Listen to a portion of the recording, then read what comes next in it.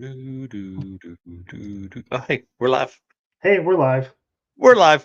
All right, guys, welcome to episode 103 of the Drag Driver Pete Show presented by Summit Racing. Tonight, I say it all the time, another great show. Mr. Derek Putnam is on tonight to talk about Sick the Magazine events. We're going to talk about Cleetus's Cheap RV Challenge. It kind of has my brain turning. We had two new events to the 2025 Drag and Drive event list, and we hint at the Stark family.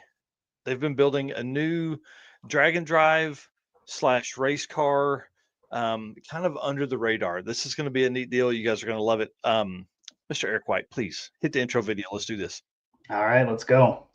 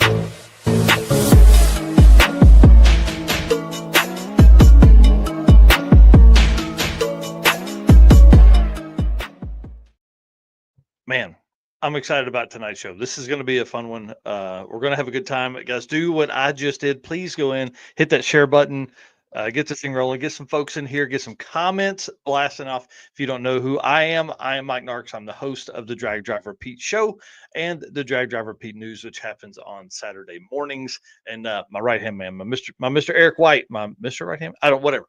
He's sitting over here. And tell us what you got going on, man. You're busy. You're busy. I am Eric White, co-host of both the show and the news. Do all kinds of artwork, intro videos like the one you just saw, artwork for the circuit, and many other events as well in the community. Photography. I am a published photographer. I still think that's crazy to say, but I love it. This is everything that I do. Everything I tell people all the time. Like I have one hobby and it's cars, and Yeah. this is it. Yep, we went to a baseball game last night. My daughter sung, kind of with her school and the opening ceremonies or whatever.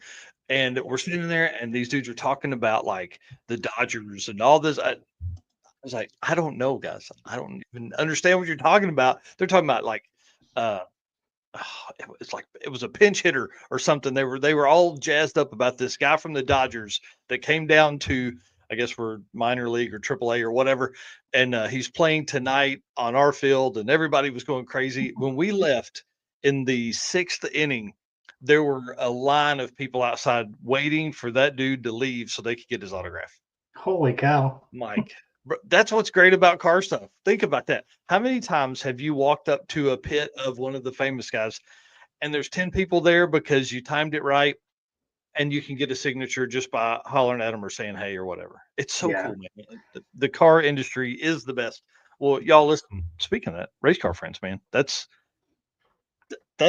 all race car guys, like at the professional level down to grassroots, they're all race car friends, man. It's whenever they see other race car friends, they say hi, they come over, they want to talk. And I think cars are the language of people. If somebody has a Lambo, they can appreciate somebody's hot rod. If somebody has a hot rod, they can appreciate that Lambo a lot of times. And those guys end up hanging out, and it's a lot of fun. So, guys, thank you for being our race car friends. We appreciate you. And thank you to our sponsors for allowing us to do this, man. It's awesome. Summit Racing, Deechworks, Molly Motorsports, Driven Racing Oil, Howard's Cams, J-Wire Solutions, WAF Racing, Performer Built Transmissions, Car Change 3D, Power Tube TV, who is a great outlet for us to introduce drag and drive to more people, Sweet Patina, and Racing Junk Classifieds, who created an entire segment for drag and drive cars. So super cool. I want to say thank you to those guys as well. And then Summit being our title sponsor for the news, the show, and the Circuit 2025. Do a quick ad read, and then we're going to talk about something neat that they just had to come up on their On All Cylinders podcast. Summit Racing's speed legacy began in 1968 as a one-man startup and is now the world's speed shop with 4 facilities and 200 plus catalog editions, with this guy right here on the cover of the most recent big book. Fueling your passion, they save you money, deliver fast, and offer top-notch customer service for more than 1,500 brands. Make sure to download the Summit Racing mobile app for easy access to speed parts. Find them on Facebook, YouTube, TikTok, and Instagram, or on the On All Cylinders podcast for more automotive discussions like this one. From humble origins to the social media lane, Summit Racing stands by your need for speed. And speaking of the On All Cylinders podcast, I listened to this one this morning. It is Jamie Meyer. I don't know if you guys will remember that name. He used to be kind of the head of SEMA and PRI and all that kind of stuff. So he was on this morning. He's part of the High Performance Expo now. This was a great listen. He talked about, some of his history, kind of how it worked out that he is now involved in this. And Charlotte, North Carolina, June 3rd through 5th. This seems like a fun one in the future. Now, obviously, that timing is not good for us because we're going to be at Mega Week doing all that kind of stuff. But another automotive expo with people like Jamie Meyer tied to it it's going to be big. Now, this is the first year they've done it, so I'm sure I looked at the floor plan to see who all was going to be there. There's several of our sponsors are going to be there, and a lot more, I'm sure, as they get closer, we'll begin to fill those spots. This is neat. It's a good time of year. June is going to be tough for us to show up at places like that because the first week of June is typically covered with some kind of drag and drive. But it's always good for the community to have another option, especially being in North Carolina. You have SEMA in Vegas, you have PRI in Indy, and now you'll have the High Performance Expo in Charlotte, North Carolina in June. So it kind of splits the year up. If you have something, think about this. If you had a new car to debut, you would have to wait to SEMA or PRI to do it. Well, now you're going to have another opportunity to do that here at the High Performance Expo in Charlotte. So pretty cool, man. It's a great interview. The interviewer did great. The interviewee did great. It was really a good listen. We got emails flying about PRI already, man. That's wild. Dude, PRI planning is underway. Yeah. I guess we got to sign up for our booth tomorrow or Friday. One of those 2 days, I got to get that submitted. I think it's the 25th is the deadline. And y'all, we got something real fun planned. So we're working on something really cool on the Paul Snyder live calls tonight. No, we have Derek Putnam on. He's live with us. Paul ain't even done a drag and driver, so he don't even know what you'd be talking about on here anyway. Yeah. Yeah. If you guys haven't got one of these in the mail, you can go online to Summit's website and you can request a catalog big book. So not just because my photos are in the book, okay, that's a plus for sure, but these are race car friends, Dave Hart on the cover. Like, this is a drag and drive edition of Summit Racing catalog. So go online, request one of these, it'll get sent to your house. It's just a awesome thing, I would say, to collect because we've been doing this for a while, and this is, their drag and drive edition catalog, as Tommy said. So, that's right. And plus, Cassie and I are here saying we got ours today. Yep. And plus, my name's in there 3 times, which I'm telling you is never going to get old. It's the coolest thing. Right behind this green screen, I have it hanging on the wall even. So that's awesome. That is so cool, man. I'm so excited for you, and that's a big deal. You know what I mean? And what I'm hoping is that people in there seeing that Eric White of Drag Driver Pete is going to lead them over here so we can finish up the stupid last 318 followers, bro. Ah! Oh man. As a person that lives their life on social media, trying to grow a brand, it's not a good idea to check numbers twice a day. No, not at all. It's frustrating, very frustrating, and that's the way it goes sometimes. So the good thing is we are down. We gained almost 30 from the original post on the 21st. So in 2 days, we gained 30 folks. It's not great numbers to write home to my mom about, but we're going to take it because it gets us closer. 318 folks remaining to get to 100,000 total followers. We're like right there. We're right there, so close. So Look, it's like looking at your 401k. You just can't do it. yeah, don't even do it. It's not a good idea to do that. So, Paul, if you're calling me, quit. All right, man. Lead us into some Driven Racing Oil event updates. All right. Well, listen, my wife is probably listening while she's out running her errands, and she told me I sound like a robot when I read these ad reads. So, well, hang on though. I heard her in the background, and she said it almost verbatim. So I it's hope it didn't sound like that. All right. Driven Racing Oil is the performance engine oil that can do it all. GP1 is the ultimate oil for any race or performance application, whether you're launching hard at the drag strip, enduring the extreme heat of off road and circle track, or pushing limits in top field drag boats and demo derbies. Winning racers choose GP1. Compatible with engines from classic hot rods to cutting edge race machines, GP1's unique surface cling and high zinc formulation ensures superior wear protection, particularly for flat tappet camshafts, while solving issues like cylinder washout with methanol and ethanol fuels. This is crafted from the legendary Bradford, Pennsylvania base oil, then enhanced with state of the art additive packages. GP1 offers the best in protection and performance. So you guys know the deal. DrivenRacingOil.com, where you can go pick up your oil or any merch, and Driven Racing Oil on Facebook and Instagram. Go check them out. Yeah, crazy stuff going on over there. They have been posting a ton of videos, so big shout out to Bill and the team over there. I love seeing all that stuff. They've got a new Cafe Racer motorcycle project. They've been talking about Volkswagen stuff, air-cooled stuff. It's really been fun to watch all the Driven Racing Oil stuff. But dude, Mr. Adam Dory and Mr. Travis D Turtle is on. They're on live right now while we're on live right now. And we always talk about as events overlap, drag and drive events overlap, it's good for the community. Well, it's great for us tonight because what I would like to know is if somebody is switching back and forth between Adam and us, or if they're really talented and they're watching both at the same time. Oh, So yeah. they're watching us on their phone and Adam on the TV, or vice versa. So big shout out to Adam and Travis over there. That'll be a great one. If you guys are going to stay here, make sure you listen to that one after we are done here, because Adam does a great job interviewing, and Travis has a ton of stories. I think he's had this is an exaggeration, but I think he's had 37 combos in that truck. So now he's doing big block and whatever. So it's going to be a good night. Yeah, if anybody's watching both, send us a picture. Yeah. Send us a picture of both of our lives going at the same time. Definitely, definitely want to see that. That's exactly right. All right. Well, one of the new events, Paul Snyder here saying, no, Pete's watching just Adam. Well, we know that's a lot. 2 new Australian drag and drive events on the list for this year. All Stars Drag and Drive, which is one I want to say big shout out to Dan Case, who sent me over today. I don't know how I missed this one. They've done a heck of a good job of promoting it, probably within Australia, but it's made its way over here to the U.S. It's a radial prep drag and drive at Willowbank, July 10th through 13th.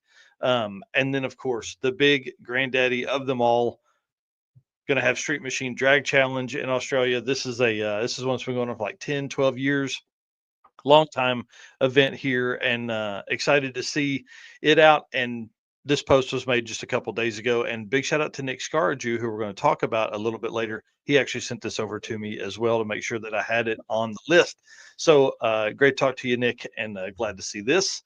So excited. 2 more. We're going to talk about numbers per continent, I guess, per country here just as we finish the event stuff. So and then starting tomorrow is the Carolina Drag Cruise. So that's super exciting. April 24th through 27th, again starting tomorrow.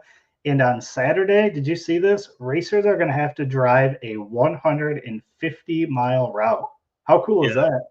Dude, it's pretty neat. So the way he sets it up is like basically it's kind of like the King of the Open Road format, in the sense that no, it's not either, because you actually race Thursday and Friday. They're doing their tech party right now. So maybe we'll get lucky enough and have some of those Carolina drag cruisers talk to us while they're out there doing their tech pre-party, and then they race Thursday and Friday. But you don't have to drive your car between tracks. It's only 40 miles difference, so don't be a weakling and just drive your car. Right, it's 40 miles, but you can trailer it if you want to. And then Saturday you do have to make the big drive, and then Sunday they come back for finals. Yeah. Final day of passes. They do averages and things like that, so that's why it's caught up in our world here. I'm kind of interested in that big tire, big wheel in the center there. We haven't It seen looks too so many of good. those on Dragon drives. No. Did you see the who has the blue and silver S10 that just put it on like a set of 26s or something like that? It's a real fast little regular cab first gen S10, and they put it on a set of 26s, and they were out doing some testing the other day. I thought that was pretty cool. Nice. So it's coming. Yeah, everybody's wanting more. They're wanting it. They're wanting to make it harder. They want more challenge. That's definitely a challenge there. Yeah. Yeah, and then next up we've got the Edgewaters Woodstock and Roll event with the plates in 28. So if you'll remember, plates in 28s happened. Was that earlier this year or last year? I can't even remember now. Yeah, late last year. Late last year. So that was put on by Old Man's Garage, right? Mm-hmm. Yep. So again, this one is April 26th and 27th. So coming up here in just a few days this weekend. They've got music, racing, and a pretty sick cruise day. So this seems like it's going to be pretty interesting. Yeah, this is a good one. There's going to be a lot of small tire kind of cars there. Those guys bring out some real race cars. But man, last year's event looked like it was a ton of fun. And based on some schedule I saw, I think it was Edgewater's schedule. There's another plates in 28s in October as well. Okay, that I think that was around when they had it last year, wasn't it? Mm-hmm. So this is a pretty neat deal to have this Woodstock and roll, and man, bring it on. More dragon drives, more Right. cool street cars out and about doing streetcar things. And then Roadrunner Rally we talked about on Saturday. They opened registration on Sunday, and man, this one here, I think it's going to be good. West Abilene, it's like West Texas. You got Alien City in there. I think there's a lot on this. I haven't seen much since then. Um, hey, Mr. David, haven't seen much since then, but I know that Patrick Garrett is working and Limpy's involved in this, so that'll be a good race, and kind of some heads up drag racing is going to ensue from that as well. Yeah, that definitely sounds like it'll be cool. And that picture on the left just cracks me up every time I see it. Yeah, I love it. Yeah, great job on the artwork there for sure. And I like the logo, man. It's super cool looking. Yeah. So let's talk about these the number of events that you were mentioning. So for this year, we've got 30 in the US, which is probably not too much of a surprise to anybody, right? Yep. But where the surprise comes in is Australia has 7 events this year. Yeah, it's pretty wild to think that there's that many events in that country, and I really think we'll probably end up with 9 by the end of the year, which is awesome. I mean, Yeah. like, yeah, and that's got all Road Trip Drag Challenge is doing 3. We've got Central Victorian Dragon Drive doing 2. That's 5, and then you have Street Machine Drag Challenge and the new All Stars Dragon Drive. So 7 events. I mean, dude, that's more than anywhere in the world had in like 2019. Right, which wasn't that long ago. And Yeah, then, of course, Canada has 4 events this year. So yeah. that puts us up to a grand total, as of right now, of 46 events for the year. Yeah. Yeah, it's crazy because I mean, obviously there's some sprinkled in Sweden and the UK and all that kind of stuff. What's wild is we haven't seen any in Central America, South America, and maybe they're down there. We just don't know about it. Yeah, that's So true. yeah, Definitely would be interesting to see where else is having events that we haven't seen yet. yeah. But All right. for the full list of events for anybody that's looking, it's Mhm. dragdriverepeat.com/event list 2025, or just head over to Drag Drive Repeat, click on the link up at the top right hand corner, and you can get to all of the events that are going on this year. Yeah, I'm excited. Bunch of stuff going on. Again, thanks to Driven Racing Oil for the support for the event updates. Dude, let's get cranking because we've got Derek Putnam on here in about 15 minutes. J-Wire Solutions, expert car and marine wiring solutions you can trust. J-Wire Solutions can wire and plumb your hot rod, race car, or drag and drive car. Plus, they offer products make your driving experience better, like the blinker module or the Holly tray that I should have put in here. Man, this thing is going to be cool. Not just for the guys running Holly stuff, but it's like a Holly high ram fits over. It's a storage tray, workstation, all this kind of stuff. Guys, just go over jwiresolutions.com. Check it out. This is going to be a fun segment right here because we're talking about Mr. Cleeter McFarland and the Cheap RV Challenge. And I told you in the intro, guys, it's got my brain kicking around. This thing looks like a blast. It Yes, it looks like does. a ton of fun. I think one thing that is so fun about this that maybe people miss on, like, we talked about the cheap car challenge a couple weeks ago from Sick Week, all that stuff. These guys are buying something with just a few days notice. They Right. don't really have a ton of time to get in and find these things, right? So that kind of makes it fun. So that got our brain kicking around. We're going to talk about that in a minute, but kind of here's some notes that I thought were really funny from the first video. Basically, LS George was talking about. He goes, man. So basically, what we've got, if they didn't have the AC working, he's like, so we've got a tent with a big block. I thought that was a hilarious. That needs to be a new shirt. Yeah, obviously RV cam. Why wouldn't you say RV cam if you're driving RVs around?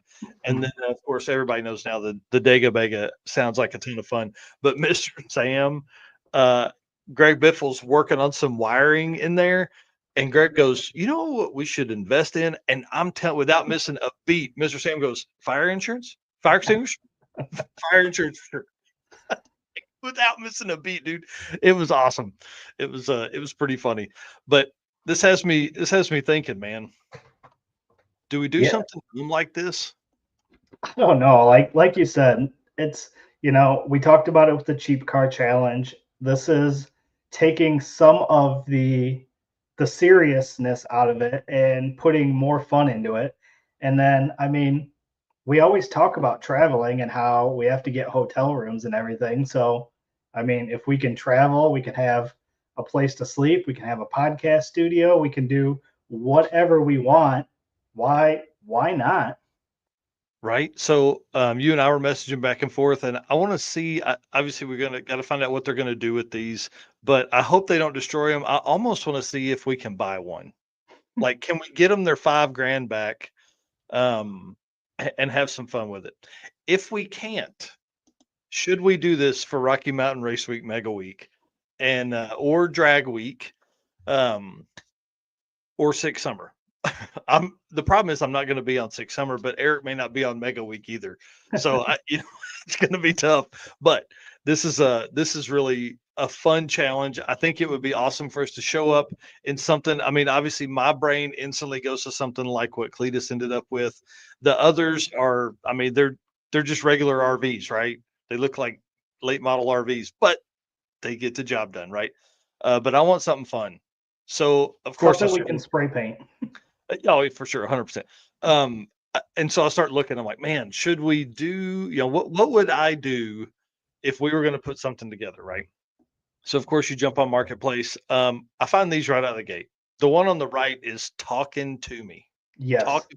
If that Winnebago doesn't just make your heart sing, there's something wrong with it. We had Dane Thompson on from Burn Down. He's got one very, very similar to this. And if it wasn't in California, I probably would have tried to own it at some point. But man, that's too far. So our thought is show up, sledgehammers, sawzalls, gut the interior, throw 2 Goodwill couches in that thing, and podcast for the entire week.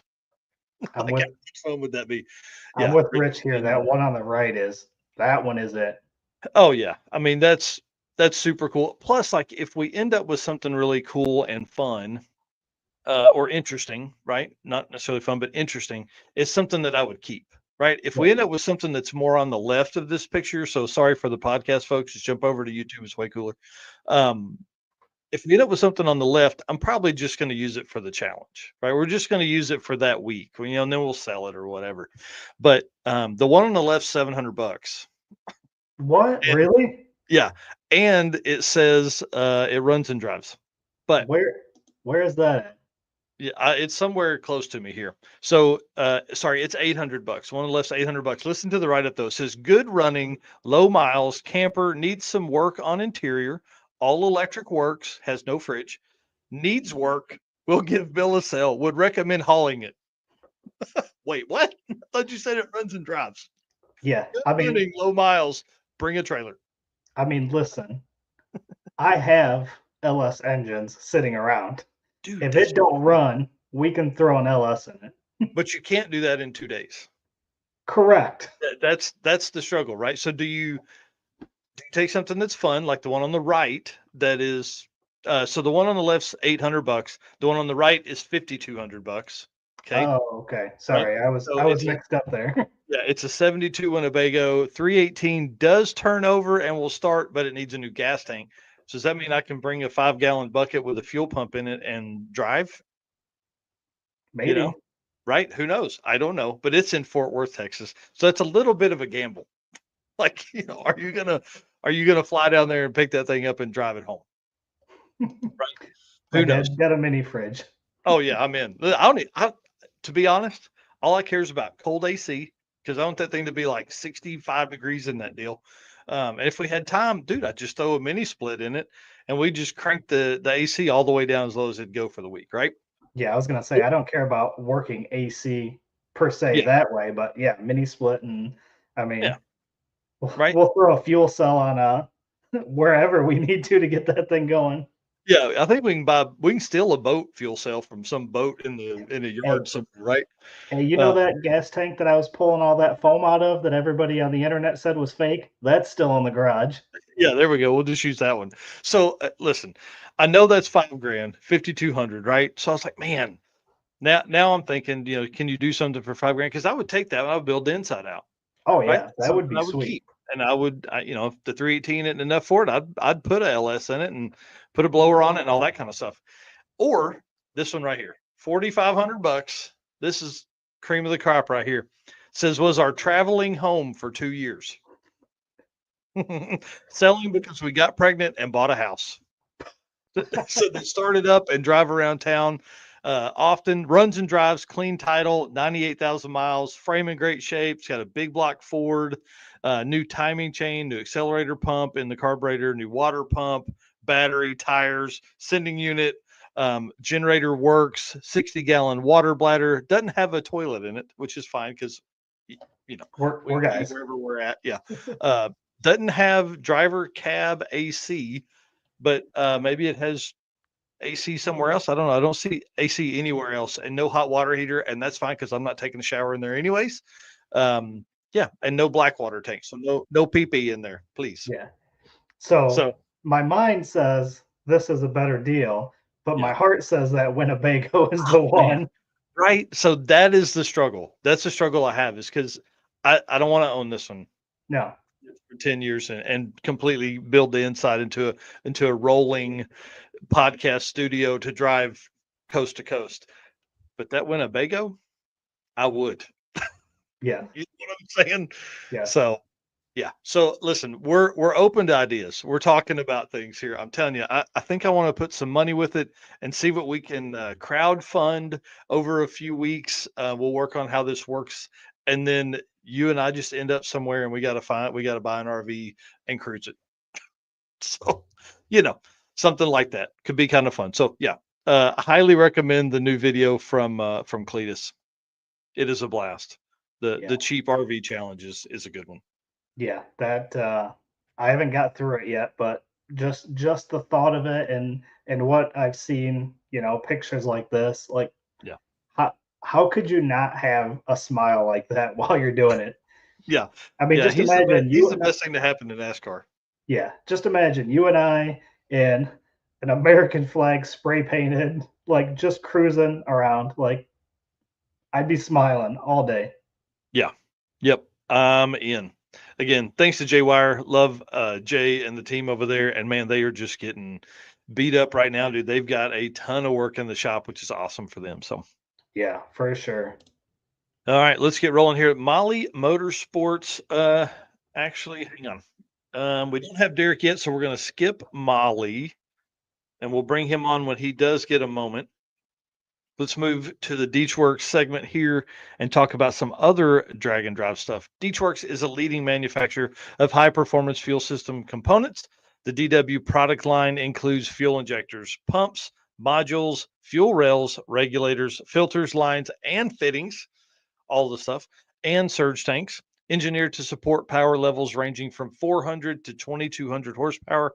Since its founding, Deechworks has been committed to delivering quality, innovation, and precision to the automotive performance industry. Every DW product line is built to maximize reliability and efficiency, ensuring optimal fueling solutions for racers, tuners, and performance enthusiasts worldwide. With a focus on engineering excellence and industry leading customer support, Deechworks continues to drive the future of high performance fueling, and you get 10% off using DDR10 on that. So let's talk about fun stuff now. Y'all, did you hear that Pinks is back? I did. Lose the race, lose your ride. Yes. Yeah. This one's going to be a fun one. This is going Yes, to it be so. is. Team What No Way coming out of Canada got some hitters in it, dude. Did you see this list of people helping with the Sean's What No Way car? Yes. Yeah, Rich Guido, Kyle Williams, and Matt Blasco are all helping. How How? cool is that, dude? This thing's gonna be Yeah. fast, Yeah. fast. Race car friends again. Oh yeah. Yeah, so we talked about, I think I said on Saturday there were 16 cars. I was wrong. It's actually 8, which makes it even more. Um, Man, it's going to be tough. It's going to be really, really tough. So we've got 8 car team or 8 cars. Winner take all. Winner takes all 18 or all 8 cars. It's going to be crazy. So this is going to be his car. It's a Pontiac GTO, and obviously with those guys helping. Kyle Williams has built several LS turbo cars. Rich Guido is really good with Pontiac stuff. I mean, obviously he makes 1500 on his car or more. And then Matt Blasco can tune anything in the world. So this is going to be really fun to watch. And then James Rowlett posted this up. Won't show us what it is. Said it's coming. It's going to show us soon. And he was on one of the original Pinks, and so it's going to be cool to see him back in action for that too. Yeah. And then I'll let you do this one here. These are our good friends with the cart. Yep. Hidden Motorsports is also in, so it's going to be cool to see what they end up bringing as well. I don't know if they've announced that yet. I haven't seen anything. Yeah, I was going to say I haven't seen it on their page, so maybe we'll just message Carl and ask him. Yep. And then of course you've got our team always send it. Yeah, I get it. Fox bodies are the easiest thing to go fast in on a budget, but I bet we have a bag of tricks deep enough to slam them around this surface. So this is what always team always send it is going on here. This picture had me cracking up when I saw Oh it. yeah. Yeah, I love this here. This is funny. And it's going to be interesting to see how many folks really come out with a Fox body. Is this going to be something that, folks don't go that route and they build other stuff? I mean, obviously we saw the What No Way guy. He's building the Pontiac GTO. I think Justin Nunley, you guys probably know him from TikTok and Facebook and all the stuff that has reels and shorts. He's on there all the time. I think he's building an S10 that's going to have a turbo setup in it. So this is going to be kind of fun to watch this all go down. Oh, 100%. It all I can think about is beer money, like he took that and then kept racing it, so what's going to come out of this? Is there going to be the next no prep car, or is somebody going to take one and do drag and drives with it? You're going to have 8 cars. Yeah, they'll have the choice of 7 cars, 7 extra cars. Dean Anderson says he thinks it's a Buick, not a Pontiac. My fault. Sorry.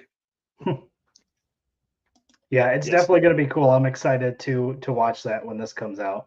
Yeah, should be soon, and you can go watch it live and in person at Power Tubes Power Fest, June 13th through 15th, I think, at Rockingham. So another Rockingham, man. Rockingham is on point this year, doing all that fun stuff. So this should be a good one. Again, thanks to DeechWorks for their support, and again, DDR10 for 10% off anything you order at DeechWorks. Again, anything fuel. They are the official fuel delivery system of Drag Driver Pete. So Mark and the team over there, Krista and the team, they're awesome. They are helping us work through Eric's fuel system that he will need to go 10s in the Mustang and then eventually into 850. So we're talking about different build processes and plans and all that kind of stuff. So it's going to be a good time. Yep. And if anybody, Mark's watching or anything, I will call you. I've been super busy with work. Haven't had a chance to give you a call, but haven't forgotten about you. Yeah. He knows. He knows that he's built cars before. All right, man. Lead us into the Molly spot, and then we'll bring Mr. Derek Putnam on. All right, racers and high performance enthusiasts, are you ready to start your next engine build? Because if so, there is no better time than right now to check out Molly Motorsports' new all-in-one Power Pack piston kits. They've got over 1,200 applications. The kits come with pistons, rings, wrist pins, and clips, all designed to work together. Molly Motorsports Power Pack piston kits take out all of the guesswork. You don't have to determine if a piston will need this ring to work with a certain cylinder size. They did all that engineering for you, so you can get to the part that matters the most, which is building a power plant that leads you to victory lane. So visit mollymotorsports.com for more details. And for our podcast listeners, don't forget, Molly is spelled M-A-H-L-E. Yep. Well, let's bring on Mr. Derek Putnam here. Sir, how are you this evening? Hi, good to see you, Eric. Good to see you, Michael. Man, I'm excited to have you on tonight. We probably should have done it last week because Sick at the Rock was wrapping up the weekend before that, and but hey, that's the way it works, man. We got you on tonight, and I'm excited, dude. It's gonna be a good one. Yeah, I mean, you put on a racer who did a good job. I mean, Chuck got a couple $1,000. As a matter of fact, he left before he even got the third one. He was packed up and on his way home, and I called him up. And I'm like, dude, you realize you left $1,000 sitting here? And he goes, no, I didn't. So yeah, it's always good to have racers on and talk about that. But I'm glad to be with you guys tonight. Thanks for the invite. I appreciate it. Yeah, this is going to be a good time. So for folks, we're going to be talking about Sick at the Rock, Sick on the Green, Sick Summer coming up, and then at the end of this little time we've got tonight, I want to talk about the Sick Spit and Shine or Spit and Show. Yeah, Sick Spit Show and Shine and Sick Board and all that stuff. Yep. Mm-hmm. Yep. So I want to talk about that and explain some how people that aren't necessarily racers can get involved with being around this kind of stuff, because if they're not racers once, they're going to be racers soon, I promise. Yeah, and it's definitely interesting to see how that has played into people that are interested in watching, then become interested in being competitors. But like you said, we'll cover that a little bit later. Yeah, definitely. Well, let's talk about. I mean, give us kind of the eye in the sky, Mr. Derek Putnam, on the mic rundown of Sick at the Rock. So you mentioned Rockingham Dragway. I mean, Dan and his crew up there have done a great job with that facility over the last couple of years. I was there 2 years ago for the NMCA NMRA event that was there. So basically, in a nutshell, when NMCA NMRA folded last October, Tom basically floated the question out of, hey, there's some classes that aren't really run anywhere else. Would there be some interest in doing something? Now, I think that, there could be some timing. The fact that you get into March, April, May on the East Coast, there is so much stuff going on, even if it's not the same weekend. But it was in my opinion, with the weather forecast, it was a pretty good show. To be able to bring something different than what we normally have for a drag and drive, plus to have some people like Jim Treadle, Chuck Stefanski, some of these people that are used to being at a bigger drag and drive and have them be able to do one that's only 40 to 50 miles. And we had Tom Bailey there with 2 cars. We had Jeff Lutz bringing back Mad Max. So Mike Finnegan was there. So there was still a little bit of everything. So even though it wasn't a huge, overwhelming success that some people might see, I think for a first-time event with the weather forecast that we had that washed everything out on Friday, I think it was pretty solid. Well, and Eric and I preach this all the time about regional events are the way. That is how we're going to bring people that are on the outside in, right? So I always think of like folks like Latifah Hughes. She wanted to do a drag and drive forever, right? then Sick Week became available. She's not typically racing in the, in January, February timeframe. So now it becomes available for her. Well, she was like an 860 champion, NMCA or NMRA, whatever it was. Yeah. And, that's a big deal for her to make that jump. Now, dude, you probably can't pull her out of a drag and drive. Well, what's funny is that you talk about there is a completely different, in my opinion, atmosphere with a drag and drive versus a structured, scheduled 2 to 3 day event. Yep. And I'm not going to sit here and say that one is better than the other. I mean, there is something about I have 6 hours to make a run. We know on this side, we know which ones are better. Right. Right. But then try to fit in, not even taking something smaller like what we were doing, but then take, let's say 12 to 15 classes, which was your typical NMCA NMRA standalone event. If you had a double event, which was what Rockingham was last year, we basically took that date that was left. You're looking at 28 classes. No, that's way. A lot to try to get in twice, let alone 3 times in one day. Yeah. So, like I said, I mean, if we're going to bat with a smaller event, I think that's the kind of thing where Tom was happy with it. It showed some chance for growth. It brought people out that might not be able to, as you mentioned, I can't take off 7 days or 8 days to do a full deal, but give me 2 to 3 days. Sure, I'm on board. Let's give it a shot. And I think that some of those people are going to follow us to Sick on the Green, which happens next month, May 29th to 31st, Bowling Green. So, but without getting ahead of ourselves, again, Rockingham combined the fact that they have brand new concrete that was poured there 2 years ago, the fact that they keep making improvements. There's events that keep coming to this racetrack. For example, they have their own Pro Mod series, which they blended together with our event for this past event that we just did. So I'll talk about that in a second.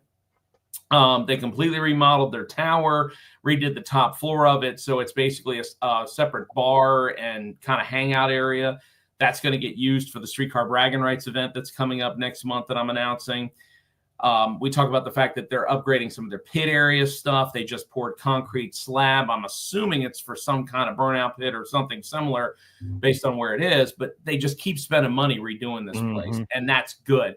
You combine that together with TVC, who's very well known, Total Venue Concepts, for prepping racetracks, and you get some pretty stellar stuff. Like, for example, Jeff Lutz is 975 to the 60 foot. Tom Bailey is 101, 1021, 1022 to the 60 foot in their cars. Wow. So those are the kind of things where, yes, might not have been, 300 cars, but the people that were there know that we rolled out the red carpet and did the best we could. So anyway. Well, and I think just like you're saying, if you'd had 300 show up, that may be tough. It may be tough to do. I love the format of adding a drag and drive. Eric and I have talked about this on the show before. Everybody thinks we're saturated. We're not anywhere close because events can add a drag and drive class. I love what you guys did about the, quickest 4-door, quickest supercharged car, and you had 32 different categories of that. I think that was fun to watch. You know what I mean? That would give people something they feel like they could have a chance at something. So for those of you that have never heard us mention this before, which I'd be surprised, when Narks and I get together, we talk about in advance what we want to get on because he and I both have the gift of gab, so to speak. So we want to make sure we cover some bases. And that is definitely one of the 3 things that I wanted to talk about was the 6 Streetcar Challenge. So if you look at what a traditional drag and drive is, even a smaller one where say, okay, we're going to do 2 racetracks or we're going to go back and forth to the same racetrack and you have to hand in, say, 2 slips at each time or something to make it have some kind of pull to it where it's not just a one-run hero thing. In Tom's case, he says, let's put a caveat out there to where not only we reward the people that have the quickest of whatever it is, but then let's make it to where you can stack them. So you don't feel like you're just isolating yourself like you would at a drag and drive in a class or a group and you can only go for one thing. Yep. But then also let's throw some stuff in there for people to get after that aren't the quickest. Like, for example, we had most consistent. We had best reaction time. We had best for a young gun between ages of 16 and 23, which unfortunately nobody showed up for. So yeah. So and we even put the caveat in there of to prevent somebody from puppy kicking, we put the caveat in there of it has to be titled in your name. So somebody doesn't go grab their dad's, low 5-second, 1/8 mile, 7-second quarter mile car and collects $1,000 and it's not really their car. Now, granted, again, it's something where we made some changes along the way to see how things would work. We knew that with events before and after ours, within literally like a week or two, it possibly could make it where we weren't going to have as big of a turnout. So that's the kind of thing where we're going to build from that. And we did have some people that also told us we can't make it to Rockingham, but we're going to be at Bowling Green. So it'll be interesting to see how the results and what people talked about. And then, we have another chance. And then that's the other thing that Tom talked about is we have 3 other events that are all sold out. The chance of you getting off the wait list is there, but we've talked about this last year. It's not as easy as it was the first year we did Sick Summer or the first year we did Sick Week. So if you want to come out and you want to be part of it, now's the time to do it. And you won't have to sacrifice so much time to do so. Yep. Well, plus like you guys are taking the top 3 or the 3 quickest or whatever from Sick on the Green to allow early entry for Sick Week next year. Sick Week. So that's huge, man. It's huge. Yep. And what Tom did was, because the 3 quickest people based on their averages already had early entry from participating in this past year, what he did was he just moved the number down. So we went to the 3 people underneath that. And the cool thing is that we got 3 cars that I don't think had finished Sick Week previously. I know Jim Treadle said he had the whole curse of Sick Summer and Sick Week. He didn't finish. Well, he did pretty solidly. He had Craig Douglas with a really nice twin turbo Dart swinger that was there. And unfortunately, he ended up putting the thing on almost the rear bumper on his first pass and had to weld it back together and then went 509 and 510. So he got in. And I'm trying to remember who our third one was, but it's the same thing. Like I said, we moved the number down. Eric Yost. Okay, so that explains. Eric didn't show up this year. He's been busy with all the stuff at Customs by Biggin, and he had the same problem. He was either wheeling in or basically blowing the tires off because he was trying to turn the front end down. And unfortunately, he ended up, what did he do? He puked a transmission line off of it on Saturday night that resulted in a 2-hour cleanup. No, Eric, I'm not shaming you. I'm just now. Here's the interesting thing about that. It's already in the 50s. It's cold. The TVC crew works on the racetrack for 2 hours. 2 of the 5 classes that we had finals left for just decided we're going to split the money and we're going to go back to the pit area. It's getting cold. Not necessarily dew because it wasn't getting dewy. The pro mods said, screw it, let's go.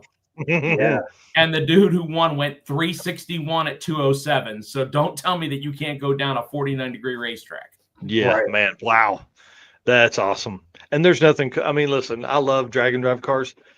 Pro mods are pretty cool. So that'll play into our second story. So the whole pro mod thing kind of spewed out of Dan's reaction of working with another racetrack where they do something called Big Dogs at Piedmont. And then he brought in his own to kind of work with them and run their own series called Pro Mods at the Rock. So originally they were supposed to have like 11 or 12 cars to qualify for an 8-car field. Well, because of us coming and the hype and everything, they ended up getting 18 cars. And in the two of those 18 cars were Tom Bailey, Jeff Lutz. How cool, man. So they had done their drive. They had already made a lap in streetcar trim. As far as I know, I don't think they changed anything else other than what they would normally change from street track. So and they managed to get themselves lined up with each other at the end of the first qualifying session. So there's already been not 16. I think they had a few that broke on the first session of 2. So they weren't in risk of getting bumped out, but they both qualified. But the fact that the 2 of them got against each other, Bailey had already gone 398, cutting it off early at 172. Lutz had not made a full pull. I think he was kind of checking some stuff because the rumor was, I didn't ask him, but this is what's been reported. He chucked a rod out of the car on Wednesday, yanked the engine out with a forklift, and went home and fixed it and brought it back. Oh, that's awesome. Gosh. So, dude, those guys are wild. Yeah, no, I mean, there is dedication there. I will tell you that. Yeah. So Tom lays down a 398 getting out of the gas early, then lays down a 389 at 203 with it tuned up a little bit more. So then the two of them get against each other. Lutz leaves about a hundredth of a second ahead of Tom, who's chasing him down. And Tom's 386 at 206 comes up short to Lutz's 384 at 196 side by side. Dude, that's so cool. And like I said, they both qualified for first round, where unfortunately Tom broke the rear end and did not end up winning. And Jeff Lutz actually ended up getting a win, and I think he came back for round 2, but I can't remember because at that point it all started to get a little confusing. But it was just the two of them qualifying side by side with 3.8 second runs while they're driving them up with no push carts, no support vehicles, nothing. Was just awesome. So. Well, and I think that's got to draw some respect from the pro mod racers. Right now, those cars are tuned to go 360s and 70s and stuff like that, and they're as light as possible, whatever, you know what I mean, whatever their rules are. But Tom said he was about 100 pounds heavy for his combination. Yeah. So can you imagine if we would have been able to somehow get 100 some odd pounds out of 6 seconds 2.0 and what it could have run? It could have gone in the 70s possibly. Well, and see, that's what is so interesting to me. And that's why I think these, like putting the pro mods there, will really change because of, dude, you've seen the hype from other magazines talking about how important that run was and how, how that just worked well for what you guys were wanting to do. And I think it was really, really cool. I'd love to see some of that maybe at some of these Midwest races, these guys with, street cars that go real fast, showing up and showing out. So it'd be kind of cool.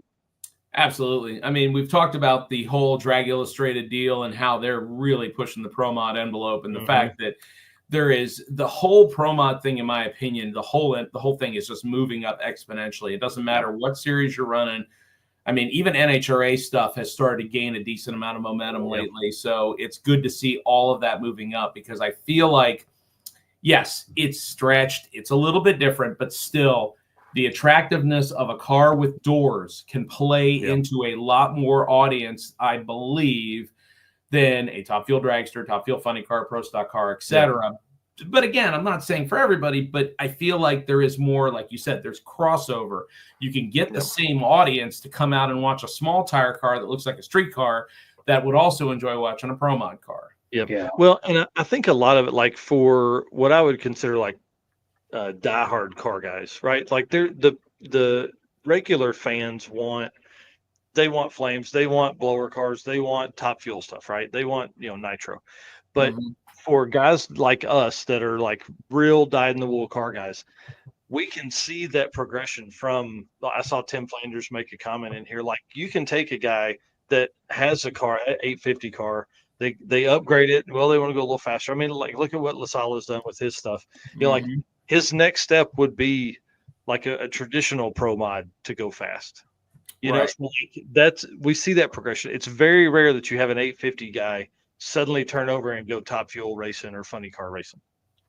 Yeah, I mean, not to veer off the subject too much, but like for example, LaSala running his car in limited drag radial during Duck's second race at Rockingham, when everybody's pushing their stuff up, and he comes up with no push car, what have you, and he's still in street car trim, and it's a stock wheelbase design and what have you. That's going to get some people scratching their head and going, wait a minute. So again, I agree 100% with what Flanders said. I mean, there is definitely where you can see the progression, or at least you can envision the progression between the two, but either way.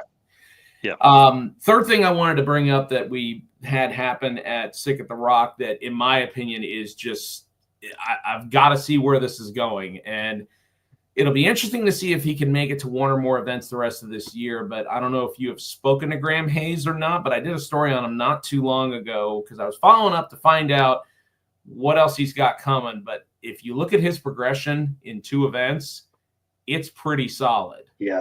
Dude. So quick recap, and I actually pulled my notes up just because I want to talk about this is how insanely quick this is. So Graham Hayes, guy that runs a 66 Chevy 2 Nova that's called Bad Draw. That's what's on the Virginia license plate on the front. The reason that I say that is because there were 2 gray 66 Chevy 2s that were at Sick Week this year. So when you look at the fact that he ran nothing but nitrous for several years, he finished 4th in his class, which was Ultimate Iron, at Hot Rod Drag Week in 2024. He ran 7:18 at 190 best lap, 726 average. Not bad, but who do you finish behind? You finish behind Alex Taylor, Brian Goldstone, and I'm drawing a blank. The guy with the Ford Boss powered blue 69 Nova. Steven Spies. Spies, yeah. Yep. Spies. Yeah. So he finishes behind those three people. So you're behind 3 turbocharged entries. So writing on the wall, maybe not. What he told me was to move his program to the next level, the nitrous motor that he would need would be 6 figures. He was able to buy a turbo motor, get the piping done and everything for about half the price of 6 figures. Now, I don't know if that's before or after selling some of his stuff or not, but when he showed up at Sick Week, he was parked not too far away from where Devin Vanderhoof was. And I walk over and I'm like, Devin, this almost looks like your car, except the turbos are in a different spot. And he goes, it basically is. He says he used my formula. So if you look at the fact that they started him and tuner Eric Gold, who's been very well noted in the heads-up industry. So him and Eric start out with a 688, and they just slowly start chipping away at it. And by the end of the week, they went 649 at 225. They averaged 664. So well over half a second quicker than they averaged just less than half a year ago. Yep. And he ends up winning Ultimate Iron and placing 3rd in his class. If you look at the differences between the 2 runs, between what he ran there and then what they managed to put together. Now, granted, yes, it was 8th mile. It was prepped. They weren't driving 900 miles. So, yeah, you can throw all those excuses out there. But still, it bears to look at it. His best run at Sick Week was a 649 at 225. The 8th mile on that run was a 430 at 178 miles an hour. If you look at what he ran during his 2 runs at Rockingham, he went 419 at 183 with a 111 60 foot. Then he goes 413 at 184 with a 108 60 foot. Dude. Yeah. He went 109 tripping it with like the middle of the car because it started to power wheelie on his last shot. And he just said, nah, we're abandoning the pass.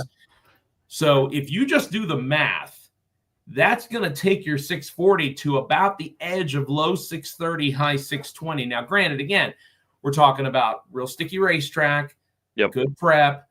It's probably near or slightly below 0 DA when he's making these runs, but it was on a 275 radial.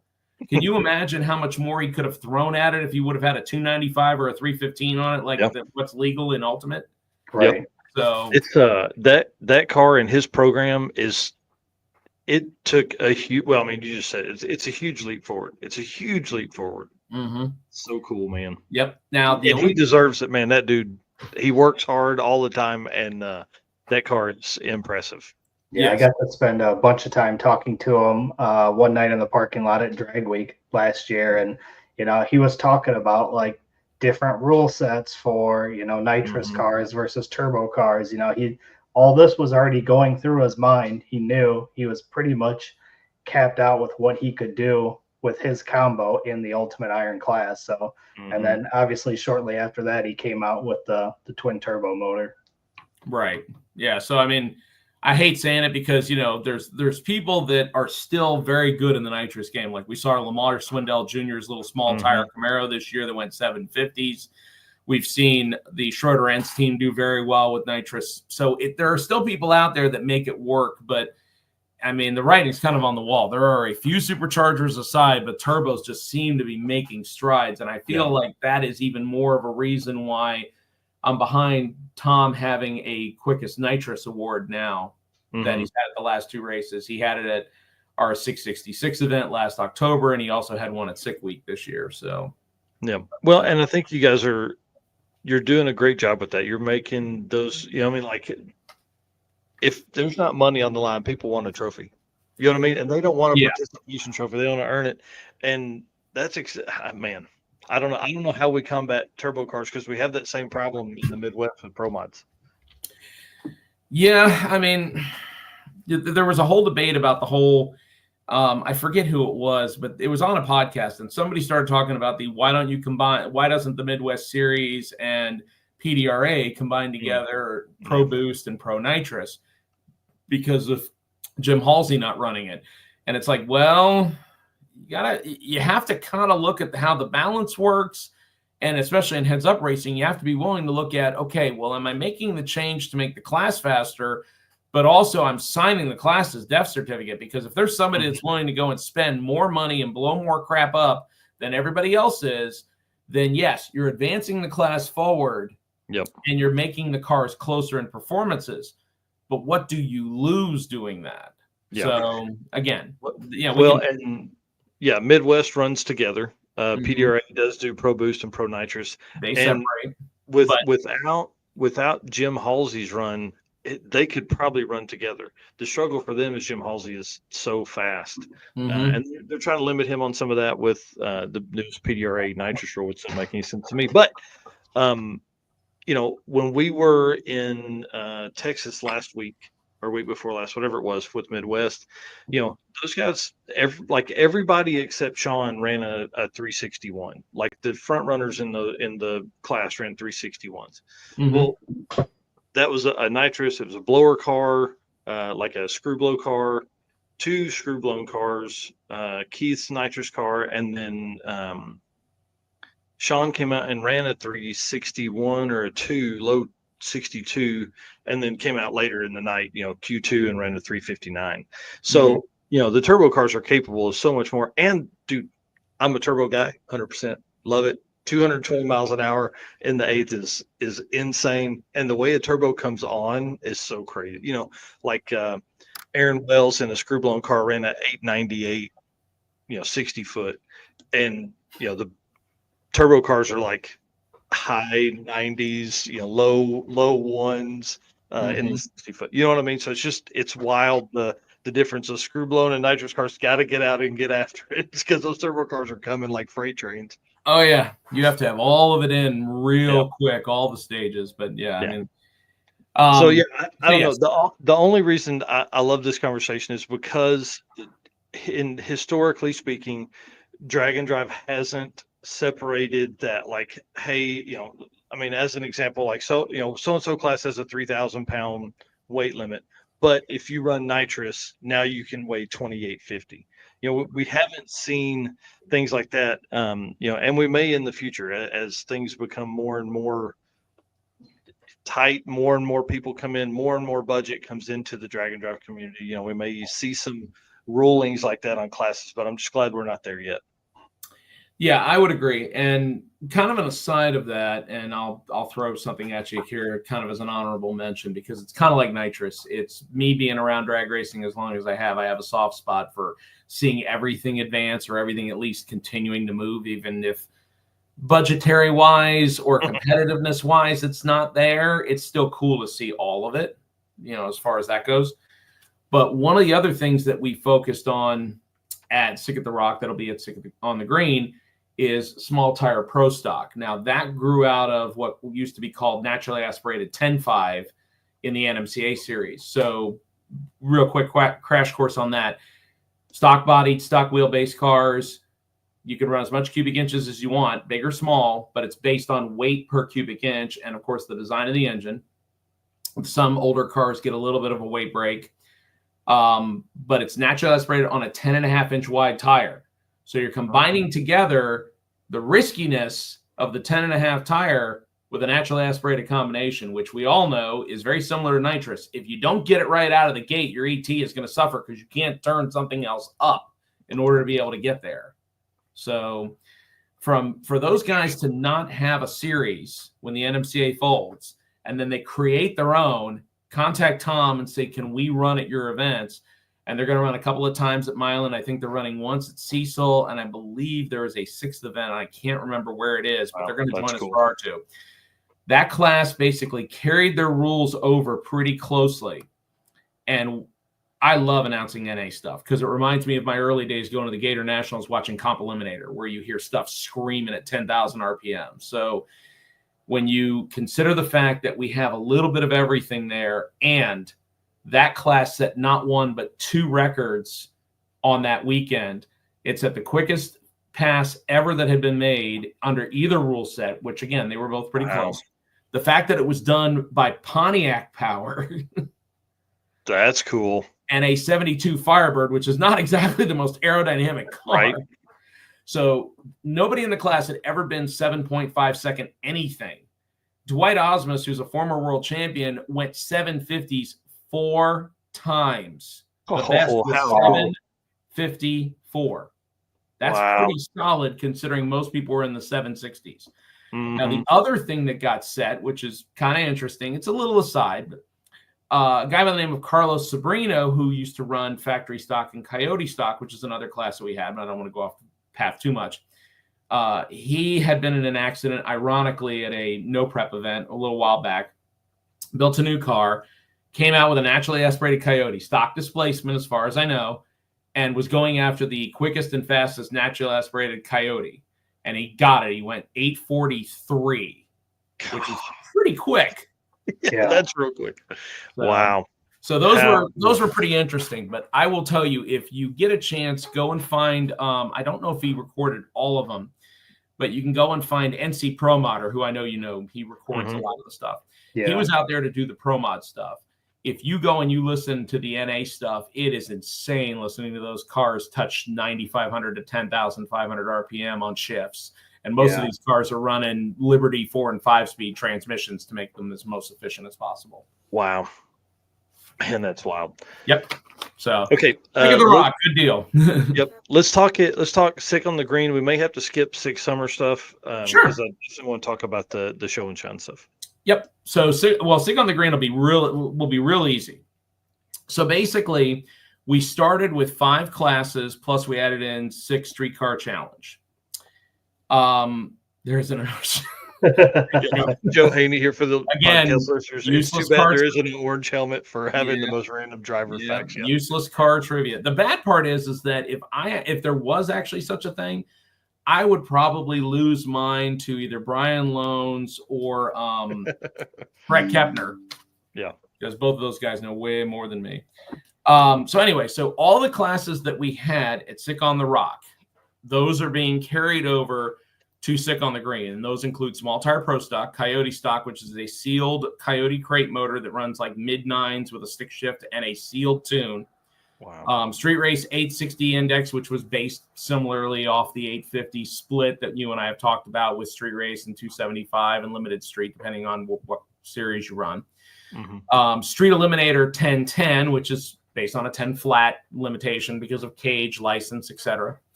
Open Comp, Nostalgia Superstock, Nostalgia Muscle Car. Those are the classes that we ran at Sick at the Rock. We're carrying those over. Now, Sick Eliminator or Street Eliminator 1010 is a new one that we added, but it was run by NMCA and MRA previously. That's a 410s Pro Tree, heads up, but there is an index. Now, the 2 classes that we have added that have started to get some attention, we added 2 this week. One, thanks to Tremec Transmissions, we added a stick class. They're throwing down $4,000, and we're gonna do some work on that to see what we can figure out as far as, do we want to make it two fields of 16 cars each? Do we want to make it where, say, it's quickest 8 and then the rest all run with some kind of a breakout so they don't sandbag, so it makes it a little bit more even. So that's the kind of thing that we just put that together. So we're gonna have that there, and we're going to have the very popular Little Gangsta's 530 No Time class for $10,000 to win with no entry fee. That's awesome. Yeah, the Little Gangsters is really cool because it's 530 no time slip. No time slip, no scoreboard. So you have to know what your stuff is going to run, and with no scoreboard, you don't know if you went 200ths over, if you went a 10th over, if the other guy broke out by a bunch. It was very interesting to watch people drive the finish line during the live stream from the World Series of Pro Mod at Bradenton when they had a ton of people. Plus, Jimmy Dale has been on board with us since the beginning. He came to us at PRI and wanted to do it. He had a confliction during the Sick at the Rock date. He was good for Sick on the Green, so he is actually going to be at Sick on the Green, and he is trying to get his silver and black car magic back together. It is all in pieces. He just raffled off the motor, I think, like a week or 2 ago. So he's trying to get an all brand new combination together in time to be there. So it should be interesting. Yeah, that's a great class. Tons of fun. Been messaging with him about doing that class as well at the Midwest Finals in October. it's a lot of fun, and I appreciate the fact that somebody like him, who does a lot of grudge racing, a lot of no prep racing, a lot of first to the finish line, which means, as much as I hate to say it, money and wallets come into play. Yeah, oh yeah. Yep. If everybody just kind of at least got the idea that, listen, indexes are not a bad thing. If you can leave together, the feel of cars running side by side is still there. The excitement level is still there. Yeah. That's why this class is popular, is because people don't know who won based on what they ran. They just know they got a win light. That's all. Mm-hmm. So, yeah, it's super cool. I'm excited. That's going to be fun to watch. Yep. So that is Sick on the Green. That's at Bowling Green. That's Beach Bend Raceway Park. The as far as I know, the only racetrack that has a wooden roller coaster when you come in the gate. So I have never been there when it's actually been opened. I was told that it will be open this time, so I'm not sure how that's going to work out with racing, but I'm sure it'll be fun. And that's May 29th through 31st, right? Correct. Same deal as what we did for Sick at the Rock. It's a 3-day format. Thursday is parking, and if you want to run testing, it's an extra $100. We do that for 3 sessions. Friday is qualifying, and based on what we get for car count, we should have 3 to 4 qualifying sessions. We run one more on Saturday morning, and then we go racing on Saturday afternoon. So it gives us Sunday as a possible rain date. It also gives you Sunday for a drive home day. And it seems like a lot of people like that format of give me my Sunday. Yeah. Well, and there's a lot of times where those guys, it's easier to take off Thursday, Friday than it is to take off Monday. Howie Price here. Can we get an obese class? Yeah, there's heavyweight and then there's super heavyweight. I was going to say, the funny part is that Howie's asking for that, but yet Sheila's Dream just got a whole bunch more power. So I don't really see where the request is coming from. Yep, we're going to talk about that here in just a little bit too. That's a cool car. I love the twins on it now. It does. It came out really nice. I look forward to seeing that car at Six Summer. Plus, the Price family, they're going to come with a wheel. And I kid you not, they literally had a wagon full of cheese last year. That's awesome. So, all right. So that takes care of Sick on the Green, because I know you mentioned that we're going a little bit over. So I've got some Six Summer notes. We can talk about Sick Ward and 6-bit Show and Shine. We can go over that a little bit, and then we can get to Six Summer if we have time afterwards. Whatever you want to do. Yep. Let's do the 6-bit Show and Shine. Okay. So the deal with that, it's been discussed a bunch, and I know some people don't like. I mean, we've seen it. Some people don't like reading stuff. So basically, here's the deal. I mean, listen. I'll be honest. I didn't read anything. I thought, like, you're teaching me. I write stuff. So anyway, so the deal is very similar to, I want to say they were doing it when we started Sick Week in 2022. So you'll have to forgive my lack of knowledge on this one. But I want to say Rocky Mountain Race Week and Hot Rod Drag Week had packages for people that wanted to participate in the event and be a part of it, but not race, if I remember correctly. Yep. Either that or they came out with it right around the same time. Does that sound familiar? Yeah, I think Rocky Mountain's done it since like 2016 or so, 2017. They've done it a long time. It's just always the second or third year. Okay. Yeah, 10 or 12 cars or something. It was always real small, and then once it really kind of caught on, it's gotten way bigger. Right. So when Tom initially did it, he wanted to do it where it was a really cool deal. You got to park inside the racetrack, and we're catering to you. We're going to feed you. We're going to give you beverages. You're going to get some special stuff that you can't buy anywhere else. You can't get anywhere else. That's what we did for about the first year and a half. And then we started getting some feedback, and people were like, some people liked it, some people didn't because it was expensive. And it's like, we're adding more steps to this to make this happen for you. We have to hire additional people. This stuff doesn't just magically happen. Well, just based on feedback, Tom went, okay, well, maybe we need levels of this. So what he did was we pulled Sick Ward back to where it has 2 different levels. So now if you want to join us and you want to do, say, the entire week, Sick Ward in its basic form is a discounted multi-day spectator ticket, meaning it doesn't come with anything for special parking, but you are going to, A, save a decent amount of money off buying a spectator ticket every single day that you go to each track we visit. 2, you will get a Sick Ward banner that you can't buy. And 3, you will get a participant shirt similar to what I'm wearing, which I bought off a spectator. No, I'm just kidding. I knew somebody who knew somebody. And you get that as well. So you save some money and you get to participate for the entire week. Now, again, people always ask, yes, you can drive the route, you can go to the checkpoints, you can interact with people, but we just want to make sure that everybody kind of plays fair by the rules, what have you. But that's the basic form. And it seems like when we did that, a lot more people got into it. It kind of encouraged people to do the whole week without spending the higher price that we did when it was all inclusive. Now, if you want to do something beyond that, because we had people, as soon as we whittled it down, a lot of people were like, but I have a really nice car and I want to be there. Okay, well, we'll still park people inside. We'll still have a show and shine. We'll still have something that's a little more involved. So what Tom did is he took our detailer called 6-Bit and he called it the 6-Bit Show and Shine. So what you do is you submit your vehicle and we'll take a look at it. And if it's something that we think fits in with what we're trying to do, and we're not really all that critical of those kind of things, we want something where it's not like everybody's bringing in their stock, what have you. It needs to be something that at least appeals in some way, shape, or form.